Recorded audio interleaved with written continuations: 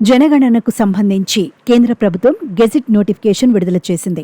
2 దశల్లో జరగబోయే ఈ జనగణన 2026 అక్టోబర్ 1న ప్రారంభమై మార్చి 1, 2027న ముగియబోతోంది. ఈ మేరకు కేంద్ర హోంశాఖ సోమవారం గెజిట్ నోటిఫికేషన్ విడుదల చేసింది. ఇది మన దేశంలో జరగబోయే 16వ జనగణన. స్వాతంత్ర్యానంతరం జరిగే 8వ జనాభా లెక్కింపుగా నిలవబోతోంది.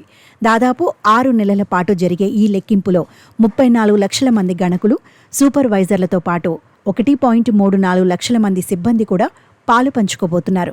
ఈసారి జనగణనతో పాటు కులగణన చేపట్టబోతున్నారు. ఇంతకు ముందులా కాకుండా ఈసారి లెక్కింపు పూర్తిగా ట్యాబ్ల సహాయంతో డిజిటల్ రూపంలోనే జరగబోతోంది. సమాచారం భద్రత కోసం కఠినమైన చర్యలు తీసుకుంటున్నట్టు కేంద్ర హోంశాఖ వెల్లడించింది. అంతేకాదు, ప్రభుత్వం సూచించే పోర్టళ్లు, వెబ్సైట్ల ద్వారా ప్రజలు నేరుగా తమ వివరాలను నమోదు చేసుకునే వెసులుబాటును కల్పించింది కేంద్రం. నిజానికి 2021లో ఈ జనగణన జరగాల్సి ఉంది. ఈ మేరకు 2019లో నోటిఫికేషన్ విడుదలైంది. అయితే కోవిడ్-19 కారణంగా ఆ జనగణనను వాయిదా వేశారు. చివరిసారిగా 2011లో జనాభా లెక్కింపు జరిగింది. మళ్లీ 15 ఏళ్ల తర్వాత జనగణన జరగబోతోంది.